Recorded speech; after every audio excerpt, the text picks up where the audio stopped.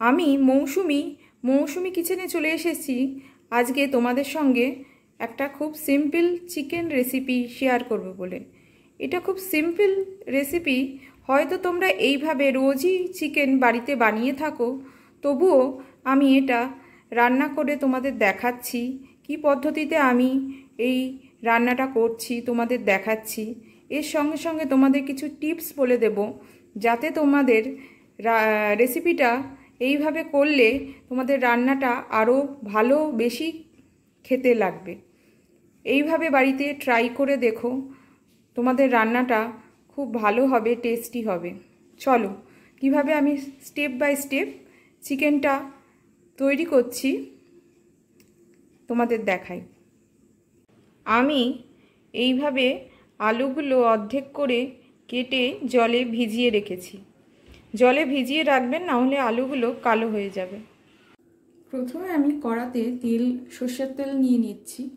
সর্ষের তেলটা একটু গরম হলে আলুগুলোকে দিয়ে দিচ্ছি।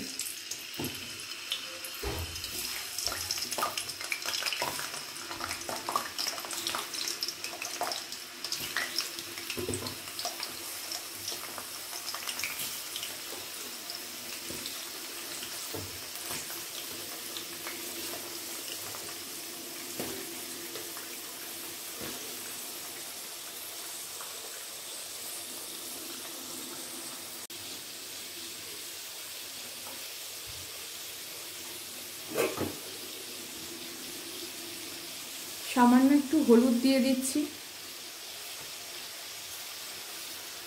এতে আলুর কালারটা খুব ভালো আসে।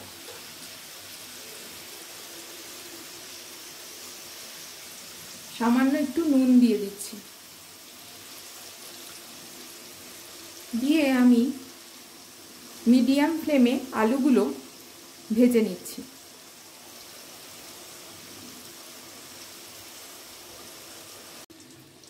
আমাদের আলুগুলো ভাজা হয়ে গেছে, এবার আমরা তুলে নিচ্ছি।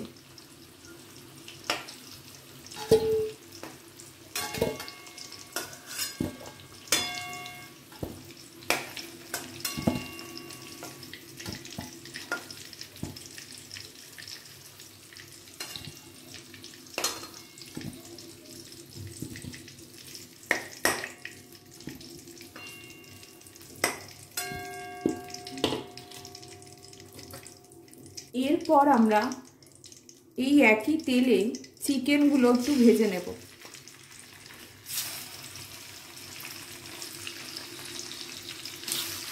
চিকেনগুলো একটু ভেজে নিয়ে রান্না করলে রান্নাটা খেতে টেস্টি হবে। এবং আপনাদের এই তেলে যখন মশলা কষাবেন, এই একই তেলে যখন মশলা কষাবেন, তখন মশলার মধ্যে চিকেনের গন্ধটা ভালোভাবে ঢুকে যাবে, তাতেও রান্নাটা খুব টেস্টি হবে। সেই জন্য আমি চিকেনগুলো একটু তেলে ভেজে নিচ্ছি।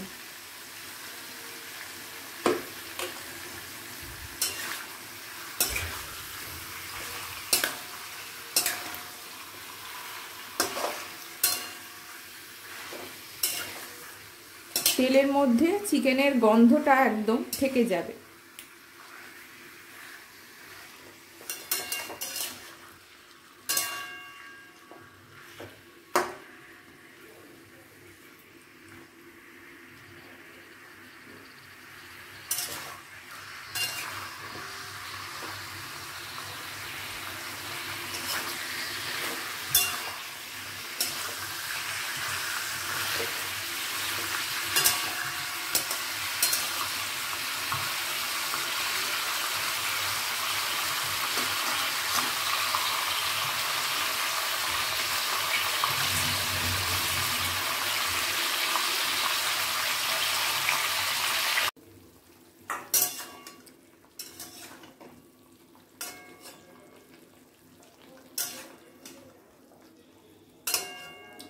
আমাদের চিকেনগুলো ভাজা হয়ে গেছে, এবার আমরা তুলে নেব।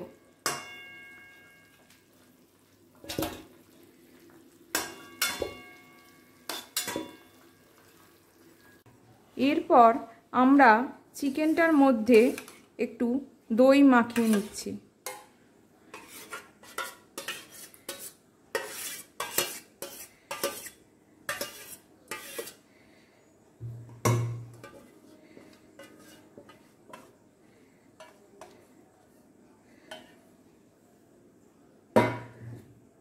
আর লঙ্কার গুঁড়ো নিয়েছি আর ধনের গুঁড়ো নিয়ে নিচ্ছি, সেটা দিয়ে দিচ্ছি।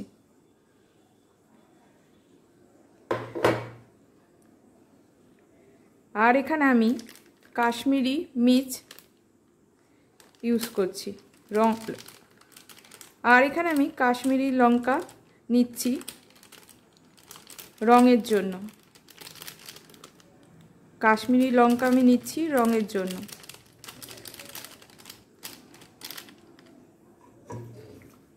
দিয়ে আমি চিকেনটা ভালোভাবে মাখিয়ে রাখছি।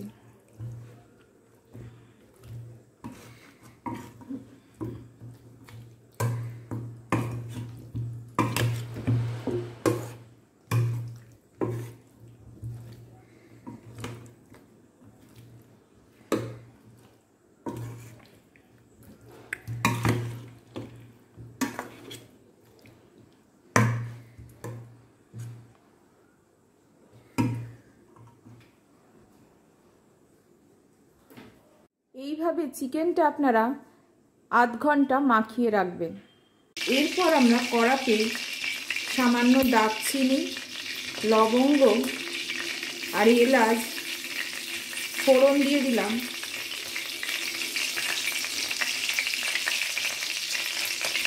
একটা তেজপাতা দিয়ে দিলাম আর শুকনো লঙ্কা দিয়ে দিলাম।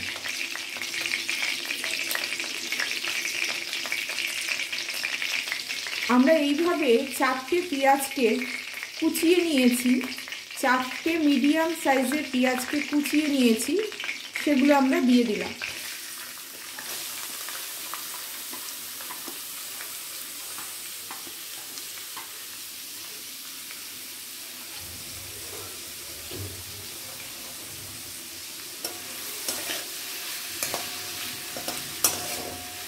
এবার পেঁয়াজগুলো একটু ভেজে নিতে হবে।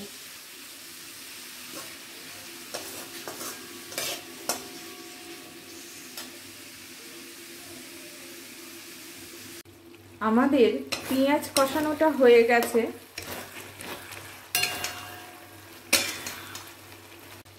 এরপর আমরা এর মধ্যে আদা রসুনের বাটাটা দিয়ে দিচ্ছি।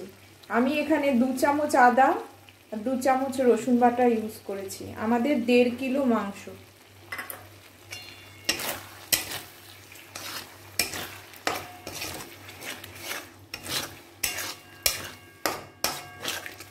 আদা রসুন বাটাটা আমি মাংস মাখানোর সময় মশলার ভেতর দিইনি, তাহলে মশলায় কাঁচা গন্ধটা থেকে যেত। আদা রসুন বাটাটা এই পেঁয়াজটা একটু ভাজার পর দেবেন এবং একটু কষিয়ে নেবেন, তাতে আদা রসুনের কাঁচা গন্ধটা থাকবে না।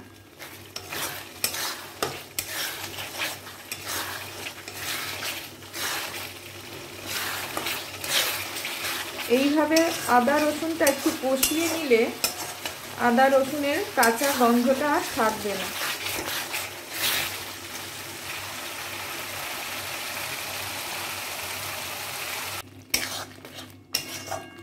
তাতে মাংসের রংটা খুব ভালো আসবে।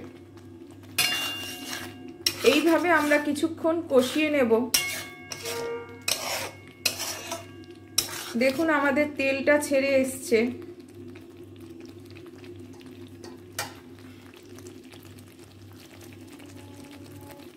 এরপর আমরা মশলা দিয়ে মাখিয়ে রাখা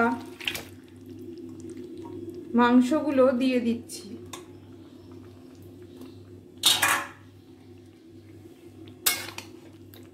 আমরা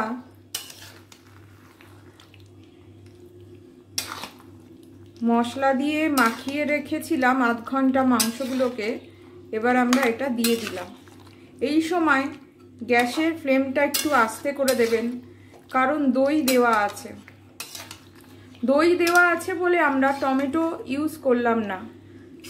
আপনারা যদি দইটা না দেন, দইটা যদি অ্যাভয়েড করে যান, সেক্ষেত্রে 2টো টমেটো দিয়ে দিতে পারেন। তবে দইটা দিলে মাংসের গ্রেভিটা ভালো হয়, ঘন হয়। তবে দইটা দিলে মাংসের গ্রেভিটা ঘন হয়, খেতে টেস্টি হয়। তাই আপনারা চেষ্টা করবেন দইটা দিতে, তাতে মাংসটা খেতে আরও ভালো হবে।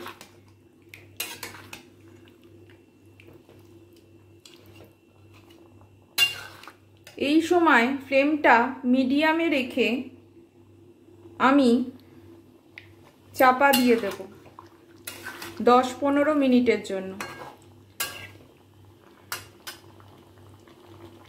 আমাদের মাংসের গ্রেভিটা দেখুন কত সুন্দর হয়েছে।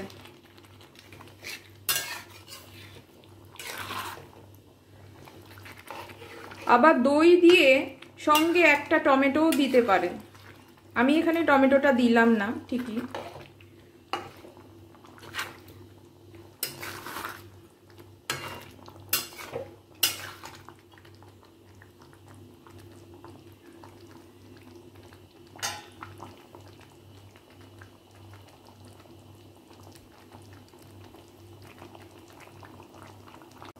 সঙ্গে আমি ভেজে রাখা আলুগুলোকে দিয়ে দিচ্ছি।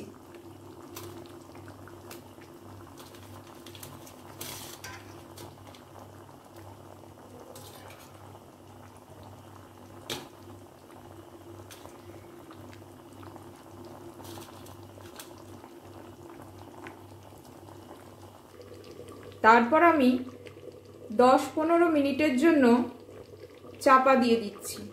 ফ্লেমটা রাখছি মিডিয়ামে।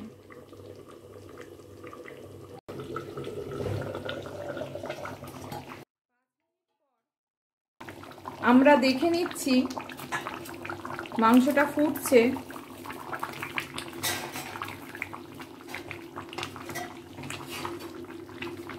আর সাইড দিয়ে তেল বেরিয়ে এসছে। এটা আমাদের রেডি। এবার গ্যাসের ফ্লেমটাকে অফ করে দিচ্ছি। আপনারা অবশ্যই এইভাবে বাড়িতে মাংসটা করা ট্রাই করবেন। রেসিপিটা যদি আপনাদের ভালো লাগে অবশ্যই লাইক করে দেবেন, সাবস্ক্রাইব করবেন আমার চ্যানেলটাকে, নোটিফিকেশান অন রাখবেন। আর আপনাদের বন্ধুবান্ধব ও রিলেটিভদের সঙ্গে রেসিপিটা অতি অবশ্যই শেয়ার করে দেবেন।